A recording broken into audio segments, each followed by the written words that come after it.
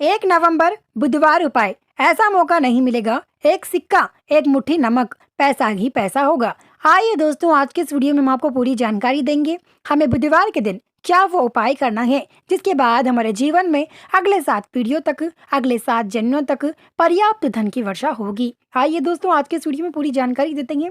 Video पूरा देखना, तभी आप लोग समझ पाएंगे। आदित्य छोड़ के मत जाना। चैनल पर नए हो तो सब्सक्राइब करके बेल आइकन दबाना, ताकि भाग्येश्वर प्रधान सरकार का आने वाला वीडियो मिल सके। हम सबको यह बात तो पता ही है ना कि हम सभी बुधवार तिथि पवित्र मानते हैं। बुधवार के दिन अक्सर लोग ठीक उसी प्रकार से नॉर्मल दिन की तरह, यानी कि एक अचूक दिन की तरह पूजा पाठ अक्सर करते रहते हैं।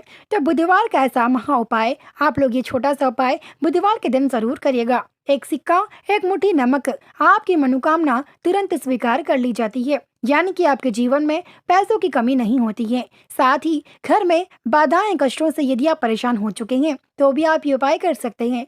काफी लोग होते हैं जो लोग काफी चिंतित होते हैं, काफी परेशान होते हैं। हमें क्या करना चाहिए, हम क्या करें? पैसों की कमी होती है, व्यापार में ग्राहक नहीं आते हैं, साथ ही कोई नौकरी नहीं मिलती है, पैसा आता है तो पैसा टिककर नहीं रहता है, और भी ऐसी समस्या होते हैं ना। तो आप लोग ये छोटा सा उपाय जरूर करिएगा बुधवार का महास्थिति पर, यानी कि बुधवार का ऐसा उपाय, अचूक उपाय जरूर करिएगा। ये उपाय करने के बाद ना आपके जीवन में जो बदलाव आप देखने को मिलेंगे कि आप लोग खुद ही चौंक जाओगे, क्योंकि ये उपाय करने के बाद आपके जीवन में बस अगले 7 पीढ़ियों तक पर्याप्त धन की वर्षा होगी। यानी कि जब अगले 7 पीढ़ियों तक पर्याप्त धन मिल सकता है तो आप लोग समझ लेना जिस पीढ़ी में आप है उस पीढ़ी में कितना धन की वर्षा होगी। तो आप लोग बुधवार के दिन ये महा उपाय करते हैं तो आपके जीवन में अगले 7 पीढ़ियों तक पर्याप्त धन की वर्षा होगी।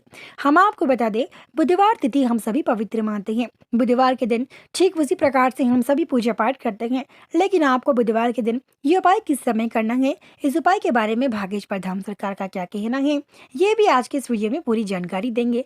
लेकिन हम आपको बता दें उससे पहले, वो कहते हैं ना, अक्सर मालकिन तो मालकिन ही होती है, लेकिन राजा तो राजा ही होता है। लेकिन हम आपको बता दें, किसी और के महलों में नौकरी करने से, खुद की झोपड़ी में गुलामी करने से कई गुना बेहतर माना जाता है। साथ ही हम आपको बता दें, कुछ लोग होते हैं जिन लोगों के बारे में हम अक्सर सोचते हैं। लोग हमारे बारे में क्या सोचते हैं ये हम अब तक अक्सर हमारे मन में सोचते हैं, लेकिन लोग आपके बारे में कुछ नहीं सोचते हैं, बल्कि आपका यह वहम होता है।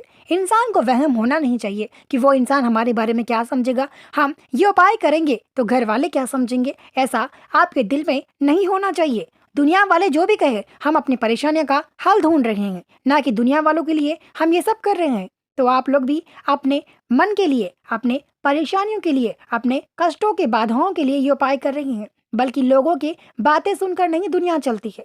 लोगों की बातें सुनकर अक्सर इंसान बर्बाद हो जाता है। तो अपने मन की सुनिए, अपने मन की करिएगा। अपने माँ बाप की बात सुनिए, अपने मन की सुनिएगा। किसी और की बात सुनेंगे तो जिंदगी में आगे क्या, उसी इंसान की तरह ही जिंदगी में बर्बाद, तबाही हो जाएंगे।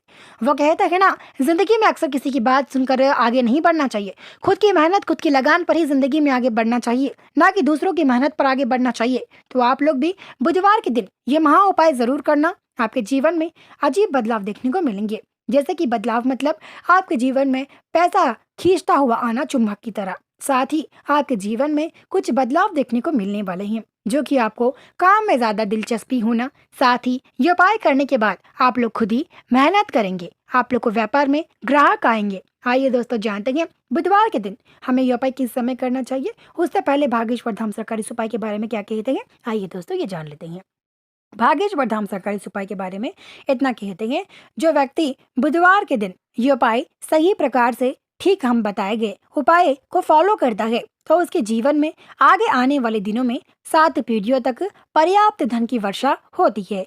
साथ ही भाग्येश्वर धाम सरकार ये भी कहते हैं, ये उपाय करते समय इन चीजों का जरूर ध्यान रखा करिएगा। आप ये उपाय करते समय इन चीजों का ध्यान रखते हैं तो आपकी धन की वर्षा, जो 7 पीढ़ियों तक पर्याप्त धन मिलने वाला है, वो आपको 24 घंटे में भी स्वीकार हो सकता है। उपाय करते समय यह चीज ध्यान रखते हैं। तो आइए दोस्तों, जानते हैं हमें उपाय करते समय किन किन चीजों का ध्यान रखना चाहिए।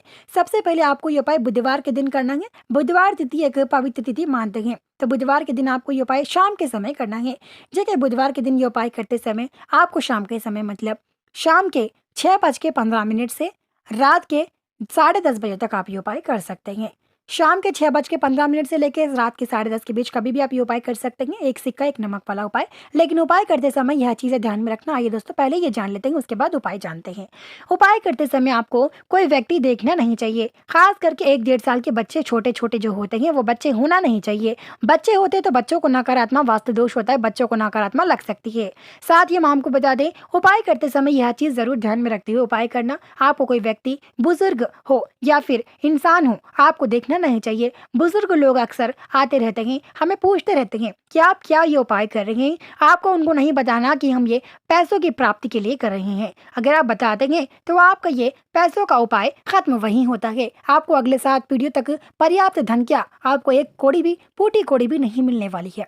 तो आप लोग उम्मीद करते हैं ये उपाय करते समय आप किसी को बताएंगे नहीं कि हम ये उपाय करते समय ये प्राप्त हो रहा है, हमें पैसा प्राप्त हो रहा है, ये नहीं बताना चाहिए। तो आइए दोस्तों जानते हैं, मोटा नमक तो हम सभी पवित्र मानते हैं। मोटा नमक अक्सर बच्चों की नजर उतारने में या फिर किसी चीज में हम अक्सर इस्तेमाल करते रहते हैं ना, तो ठीक उसी प्रकार से शाम के 6:15 पर बुधवार के दिन एक मुट्ठी मोटा नमक ले लीजिएगा। लेने के बाद आपके पास यदि मिट्टी के बर्तन है तो मिट्टी के बर्तनों में भी ये उपाय कर सकते हैं।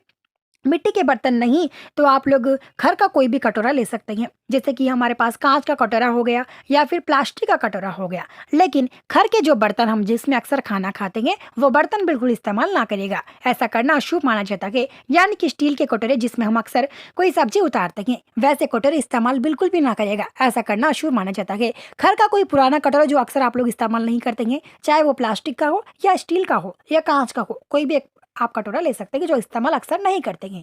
उसके बाद उस कटोरे को शुद्ध पानी से धोकर उसमें एक मुट्ठी नमक डालकर उसमें 1 रुपए का जो सिक्का होता है शुद्ध पानी से धोकर पोंछकर उस सिक्के को उस मोटे नमक में रख दे। उसके बाद उसके ऊपर कोई शीन या फिर कोई चीज से ढककर घर के किसी कोने में, यानी कि घर के किसी कोने में नहीं बल्कि आपके रसोड़े घर के किसी कोने में या फिर आपके घर के बेडरूम के किसी कोने में, एक ऐसे कोने में जहां पर अक्सर छोटे बच्चे भी जा ना सके और आप लोग रखते समय कोई व्यक्ति देखना नहीं चाहिए, यह चीज ध्यान में रखते हुए ये उपाय जरूर करना। उसके बाद हम आपको बता दें, ये उपाय करने के बाद ना आपके जीवन में 2 ही दिन में बदलाव देखने को मिलेंगे। आगे परिहार जान लीजिए क्या करना है। आपको जब ये रखकर 6:15 पर आप इसे रखेंगे तो आपको ये 7 बजे, करीब 7 या पौने 7 बजे इसे निकाल कर चेक करना है, कहीं नमक काला तो नहीं पड़ गया।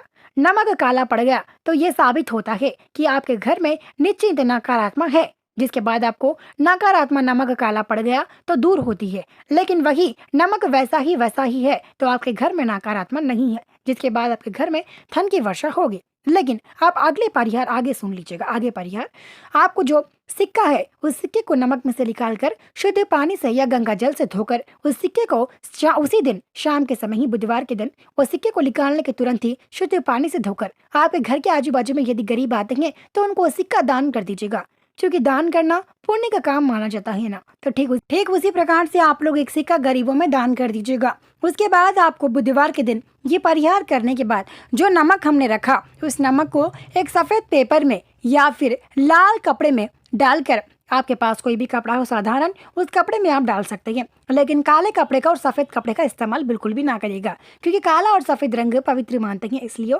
काला और सफेद रंग का कपड़ा इस्तेमाल ना करना। बाकी कोई भी रंग का कपड़ा हो तो उसमें डालकर नमक को एक गीटी मारकर घर से दूर बहकर हरे झाड़ होते हैं ना, वहां पे उसे फेंक कर बिना पीछे मुड़े घर वापिस आकर हाथ और पैर मुंह धो लीजिएगा, जिसके बाद आपके जीवन में अगले 7 पीढ़ियों तक पर्याप्त धन की वर्षा होगी। लेकिन हम आपको बता दें, मोटा नमक पवित्र मानते हैं। मोटा नमक जो होता है हमारे घर में अक्सर होता है, क्योंकि मोटा नमक कभी खत्म होने नहीं देते हैं। आपने कभी ना कभी सोचा होगा कि मोटा नमक खत्म क्यों नहीं होने देते घर में, मोटा नमक खत्म होने से आखिर क्या होता है। आइए दोस्तों ये जानते हैं छोटा सा उपाय के बारे में। इसके उपाय के बारे में देखिए, मोटा नमक जो कि है वो नजर उतारने में इस्तेमाल किया जाता है, नजर के लिए इस्तेमाल किया जाता है, बाकी किसी पकवानों में इस्तेमाल किया जाता है। लेकिन जो मोटा नमक है वो खत्म होने से घर में गरीबी आ सकती है, क्योंकि मोटा नमक जो कि वो पवित्र मानता है। मोटा नमक घर में धन की कमी को दूर करता है। वो कहता है ना, नमक को कभी लात नहीं मारना चाहिए और नमक नीचे गिरा तो उसे कभी खून डालना नहीं चाहिए। नमक घर में नीचे भी डालते हैं तो आपका कर्जा और भी बढ़ता है। साथ ही मोटा नमक घर में खत्म करते हैं तो धन की कमी हो सकती है। धन की कमी के साथ साथ ही आपके जीवन में अगले आने वाले 7 पीढ़ियों तक पर्याप्त धन क्या आपको एक फूटी कौड़ी तक नहीं मिलने वाली है। तो आप लोग भले ही नमक किसी चीज में इस्तेमाल ना करना, लेकिन घर में नमक कभी खत्म होने ना देना।